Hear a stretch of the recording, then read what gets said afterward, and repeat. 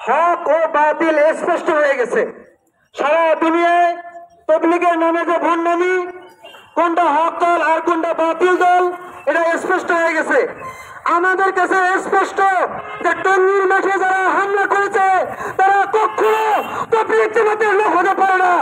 তারা অবশ্যই সন্ত্রাসী, তারা অবশ্যই খুনি। আমরা তাদের অনতি বিলম্বে গ্রেফতার করে ফাঁসির কাস্টে ঝুলানোর জন্য সরকার মহোদয়কে জোরভাবে আহ্বান করতেছি। আলহামদুলিল্লাহ রাব্বিল আলামিন। দল নয় এবং কোন দলেরও নয়। আমাদের তবলিগের মেহনত কোন দল নয়, কোন দলেরও নয়।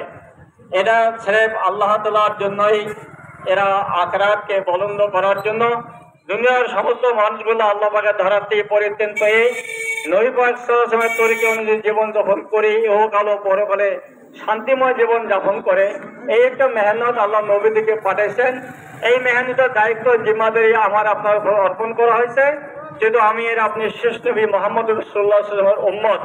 এই জন্য এই মেহনত শরীফ ভদ্র কমল, এই মেহনতে কোনো আগাছা জড়িয়ে যায়, কোনো আগাছার মধ্যে প্রভাব বিস্তার করে। এই আগাছাকে দূর করার জন্য আমাদের যে পরিমাণ কোরবানি ত্যাগ থেকে দেওয়া দরকার, এই পরিমাণ ত্যাগ থেকে দেওয়ার জন্য আমরা সবাই তৈরি আছি তো ইনশাআল্লাহ। আল্লাহ আমাদের সবাইকে কবুল করে। সম্মানিত উপস্থিতি, আজকে আমাদের যে গণজমায়েত আপনারা সবাই দেখতেছেন,